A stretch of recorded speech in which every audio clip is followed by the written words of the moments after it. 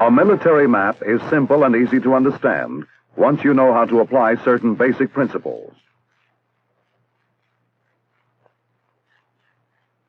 This man, for example, is in unfamiliar territory.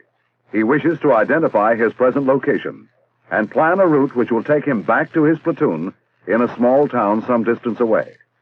On his military map, if he knows how to read and use it, the soldier will find all of the information necessary to solve his problem. But before he can be certain that the information he reads from the map is correct as it relates to his present position, he must orient the map.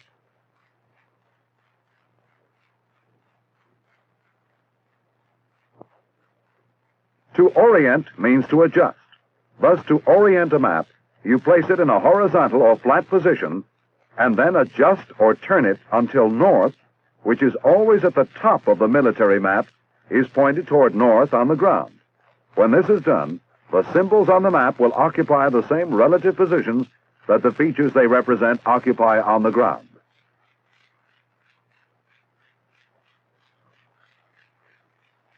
In this way, you can locate and identify any visible features the map depicts, as well as determine the directions to features which lie beyond your range of vision.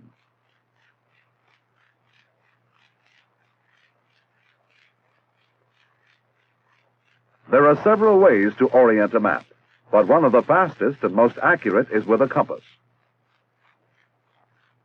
This is a lensatic compass, commonly issued for use in the field. It takes its name from the magnifying lens, which is mounted in this arm. The most important features of this compass are, first, a sighting device consisting of this sighting slot and this sighting wire, and second, a free-floating dial indicator.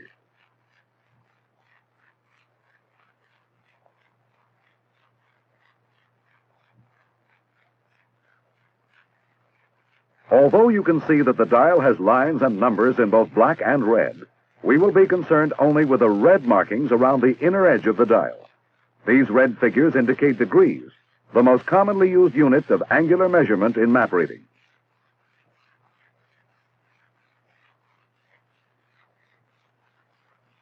A circle is divided into 360 degrees. If you stand in its center, these directions, as indicated by the degree marks, radiate out from you like the spokes of a wheel.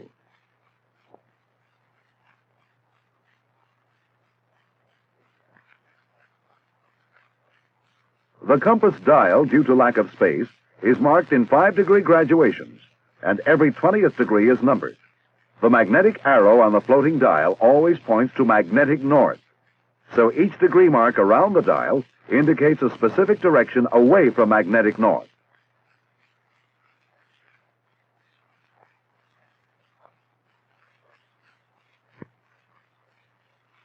Thus, by looking out from the center of the circle, or sighting across the center and over a degree mark, you can identify a direction. By holding the compass to your eye in this manner, and lining up the sighting slot, the sighting wire, and your target, you can read the direction of your target. This direction, when referred to magnetic north, is known as the magnetic azimuth.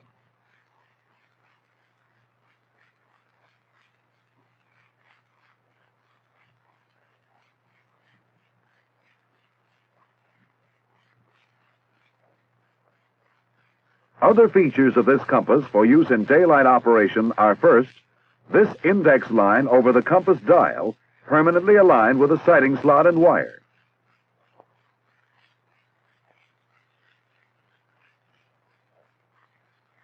This straight edge parallel to the line of sight. And this bezel ring, which with the crystal it contains can be rotated. When turned, the bezel produces clicks, and each click represents 3 degrees. A valuable feature for night operations.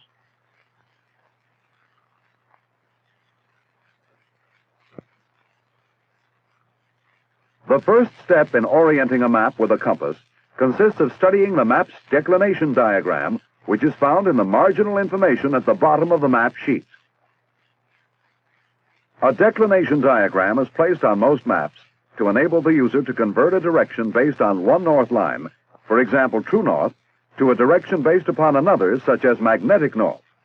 This becomes less complicated once you recognize that three separate and distinct designations of north are encountered in using a military map.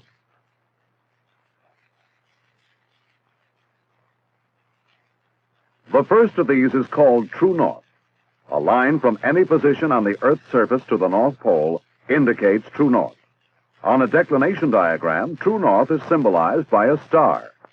However, when you use a compass, its arrow rarely points to true north because this arrow is attracted to or points to a magnetic area of the Earth which is located some distance from the North Pole.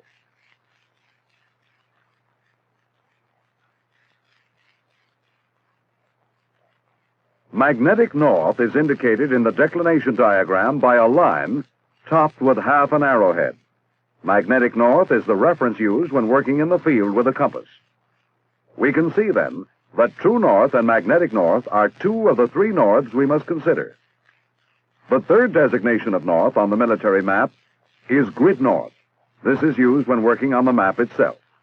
As you know, the military map is printed with a grid, which is used for locating points on the map. For technical reasons, few of the grid lines which run from the bottom to the top of each map actually point to true north. Since grid lines are essential to use of a military map, their actual direction must be indicated for the user. Thus, the declination diagram includes a line which shows grid north. This line is symbolized by the letters GN. These, then, are the three norths encountered in map reading.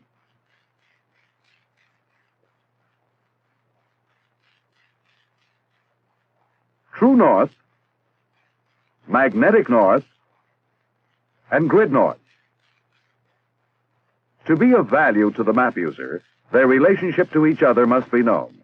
This is what declination means, the angular difference between true, magnetic, and grid norths. In the declination diagram, the amount of this difference is indicated.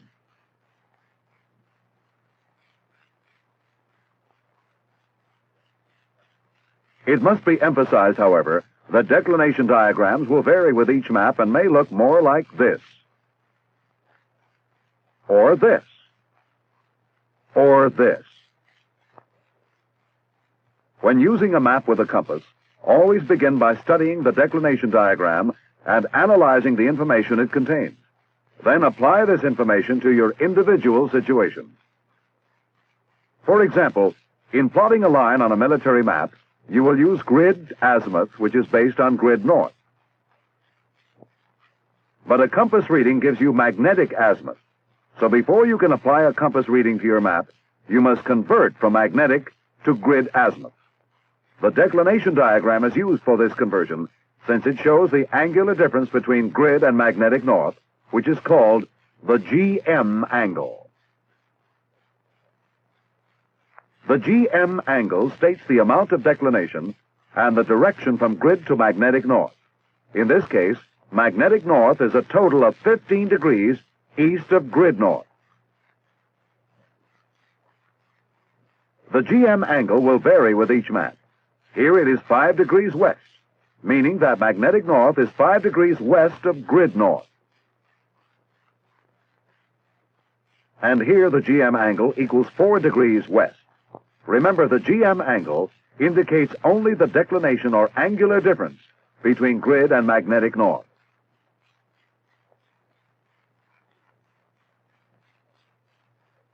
Now that we recognize the GM angle as expressing the relationship between grid and magnetic north, let us see how this information is used in the field.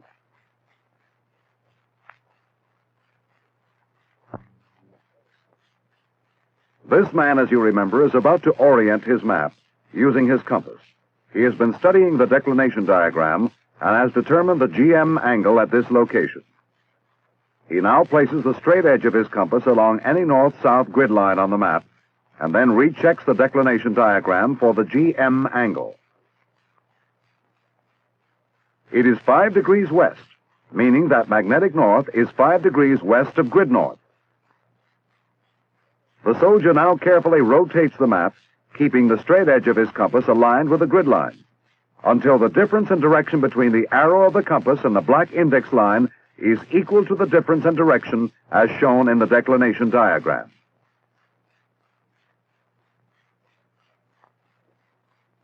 In other words, when the map and compass have been rotated to a position where the arrow of the compass indicating magnetic north is 5 degrees west of the black index line, which indicates grid north, the map will be oriented.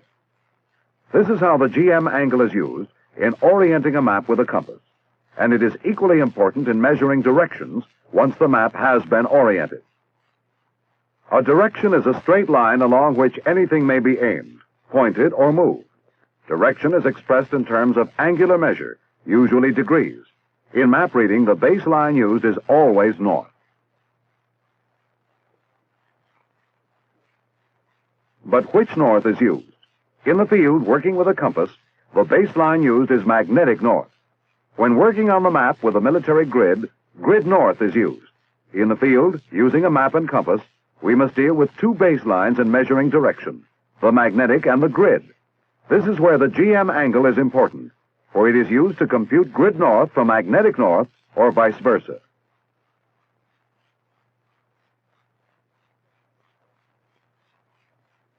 To demonstrate how this works, let us assume that we wish to determine the direction of a point which lies out here. Direction, remember, is a straight line, so we draw in a direction line between our compass and the point with which we are concerned.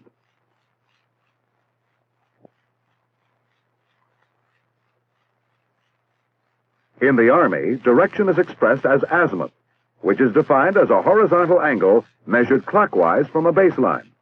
Azimuths are named for the baselines from which they have been measured. True azimuths from true north, magnetic azimuths from magnetic north,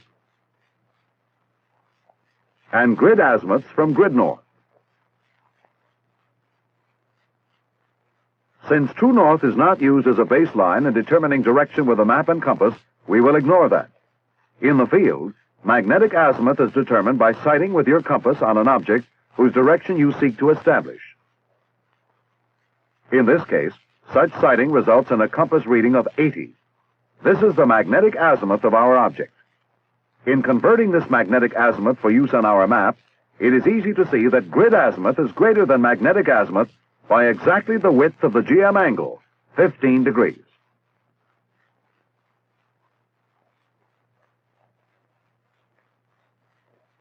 Thus, to find grid azimuth for map use, add the GM angle of 15 degrees to the magnetic azimuth of 80 degrees, and you obtain 95 degrees as the grid azimuth. When magnetic azimuth is less than grid azimuth, add the GM angle. Elsewhere on Earth, the magnetic azimuth may be greater than the grid azimuth. So the GM angle of 15 degrees, as shown on the declination diagram, is subtracted from the magnetic azimuth. This gives us a grid azimuth of 80 degrees. To go from map to compass operation, you convert grid azimuth to magnetic azimuth in the same way. Here, grid azimuth is 95 degrees. Since magnetic azimuth is obviously less than grid azimuth, you will subtract the GM angle of 15 degrees from the grid azimuth of 95. Thus, the magnetic azimuth is 80 degrees.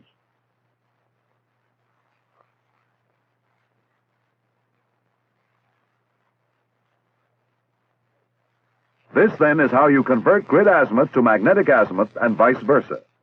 Study and practice with declination diagrams will enable you to use the GM angle for this purpose easily and rapidly in the field.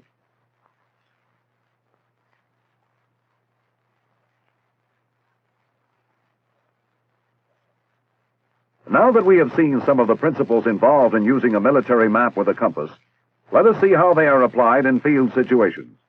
In the field, particularly under combat conditions, it frequently is necessary to determine a location which is not specifically identified on the map. This man, for example, sees this armored personnel carrier and wishes to report its location to his superiors.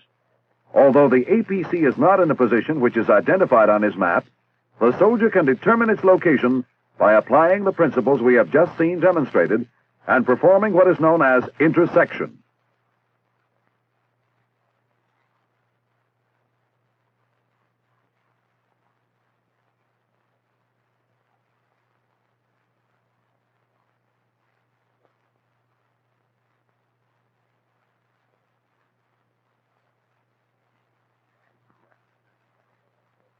Intersection is used to locate points which are not designated on the map and is accomplished with a compass by sighting on the unknown point from two locations which can be identified. To illustrate, suppose that the APC we just saw was located approximately here. We first observed it from this road junction. To identify the point where it is situated by means of intersection, first we note our location at the road junction on our map. Then we sight our compass on the unknown position and record the magnetic azimuth of 145 degrees.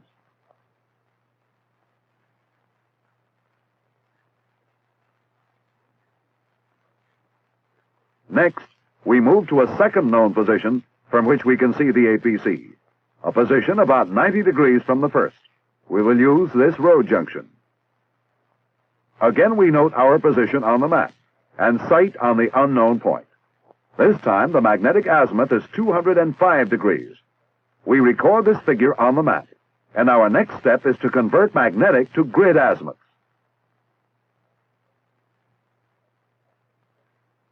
So we refer to the declination diagram for the GM angle. In this case, the total variation between grid and magnetic north is 5 degrees west. This is our GM angle. By studying the diagram and remembering that azimuths are always measured clockwise, we can see that magnetic azimuth is greater than grid azimuth. This means that we must subtract the GM angle of 5 degrees from our magnetic readings to obtain grid azimuths. The grid azimuths will be used to plot the point at which the APC is located on our map.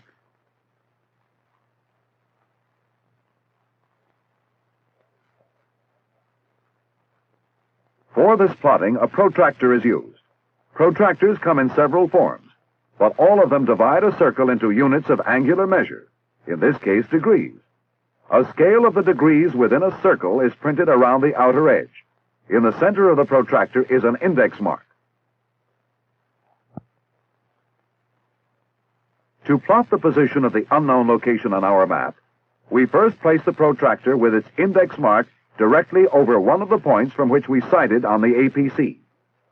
0 on the protractor must always face grid north, and the index lines must run exactly parallel to the grid lines on the map if plotting of the grid azimuth is to be accurate. When the protractor is precisely placed, we read the grid azimuth obtained at this location, 200 degrees, and mark this point on the map.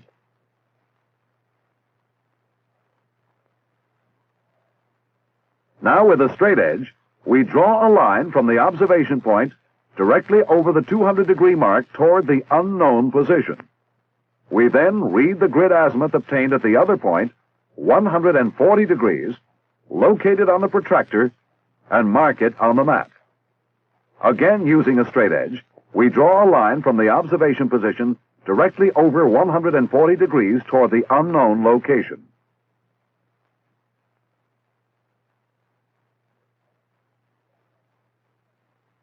The spot where the two drawn lines intersect is the location of the APC. On our map, it can now be read and reported as coordinates 387113.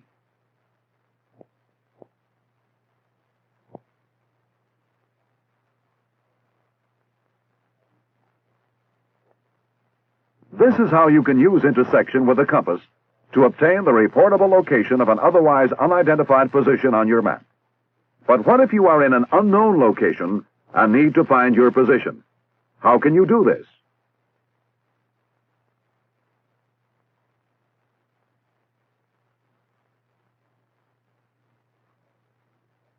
It can be done by means of what is called resection.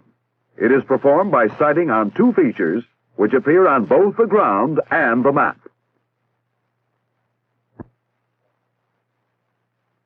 To illustrate, you are somewhere in this area and need to know your exact location. From your position, you can see this church and this farmhouse, both of which appear on your map. After you have oriented your map, you sight on the church from your position and get a magnetic reading of 320 degrees. You note this on your map beside the church. Then you sight on the farmhouse and obtain a reading of 40 degrees, which you mark on your map beside the farmhouse symbol. Now you must convert these two magnetic azimuths to grid azimuths for use on your map, so you refer to the declination diagram. The GM angle is 5 degrees west. This, you can see, must be subtracted from your figures to convert them to grid azimuths. But even these grid azimuths do not enable you to determine your location on the map. For that, you must have back azimuths, which are in effect the azimuths back toward you from the points on which you have sighted.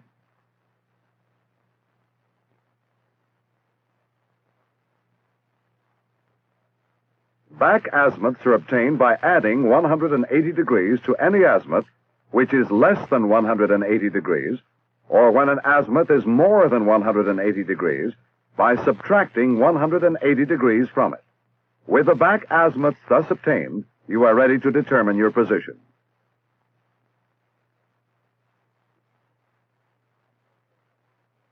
To do this, position your protractor on the map over the feature you first sighted on, the church. Then, on the protractor scale, locate and mark the back azimuth you have obtained for this location, 135 degrees.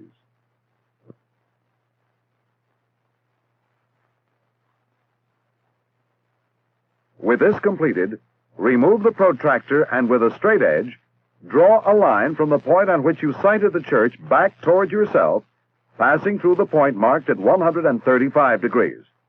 Then repeat this process at your second reference point, the farmhouse. Be certain that the placement of your protractor is correct. Then, on its scale, locate and mark the back azimuth you have for this position. It is 215 degrees.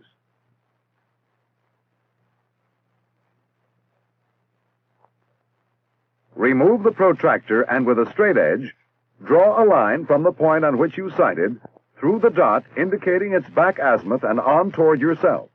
Where the two drawn lines cross will be your location on the map.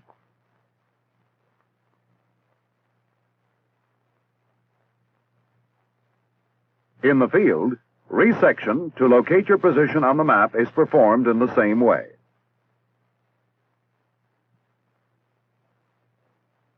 We have seen how to use a compass to orient a map, determine directions, and identify unknown locations. Now let us observe how it can be used to get you across country. This man is here, in this barnyard at 104673. He must get to Chickamuxon, here to rejoin his platoon. For tactical reasons, he must avoid this highway, which means that he will have to go across country to reach his destination. To use his map and compass to get him there, the soldier first places a straight edge on the map, connecting his present location with his destination, and draws a line along it between these 2 points.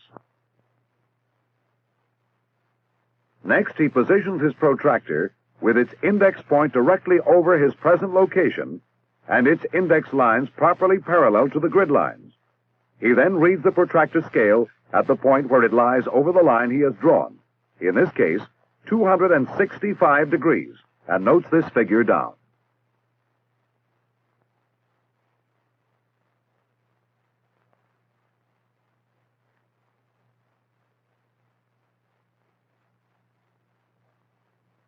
But remember, this is grid azimuth, and to use his compass to follow it, this figure must be converted to magnetic azimuth. The declination diagram tells the man that the GM angle is 5 degrees west, and magnetic azimuth is greater than grid azimuth.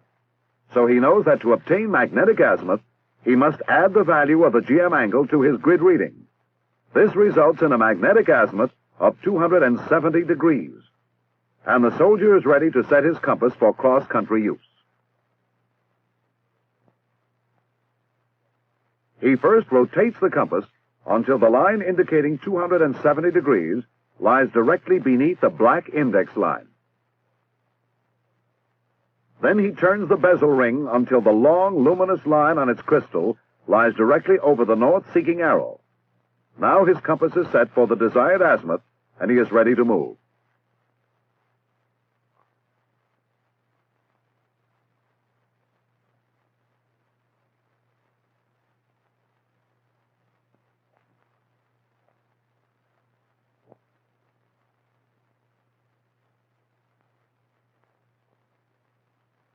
The soldier will hold his compass where he can read it conveniently, approximately halfway between his chin and his belt. In this position, it has been demonstrated that the compass will not be affected by any metallic equipment he may be wearing. With the compass in place, the soldier now slowly turns until the arrow is directly under the long, luminous line on the bezel. Now the azimuth, 270 degrees, will lie directly under the black index line and in line with the compass sighting wire.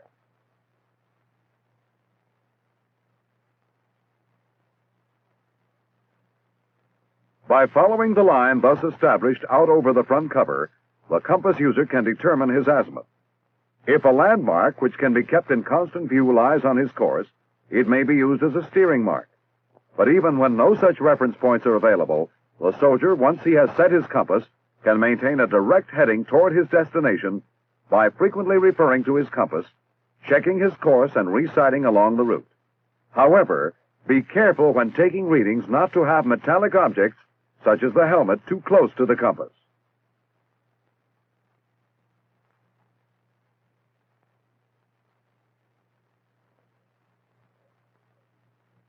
At night, the compass may be used for simple land navigation in the same manner. For this purpose, it has certain luminous features not discussed so far. These are all visible in the dark and include the line on the bezel glass, the north-seeking arrow, letters indicating east and west, and an area directly under the black index line for reading azimuth. In addition, the compass cover contains two luminous dots, one at each end of the sighting wire. When the compass has been set, with the azimuth directly under the black index line and the long luminous line directly over the arrow, it is ready for night use. Rotate the compass so that the arrow lies directly under the luminous line. Then sight along the line indicated by the two luminous dots at each end of the sighting wire, and this will indicate your azimuth. If it is light enough to make out steering points along your route, make use of them. If it is so dark that none can be seen, send another man out along the azimuth line as far as he may be seen. Then sight on him, move to his location, and repeat this procedure until you arrive at your destination.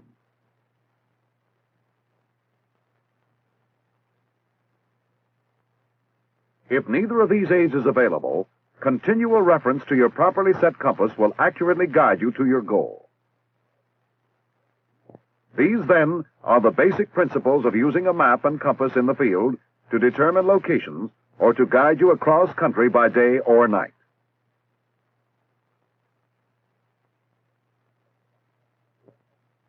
Learn to apply them by study and practice, and you will be arming yourself with knowledge and experience which may someday be the key to a successful mission.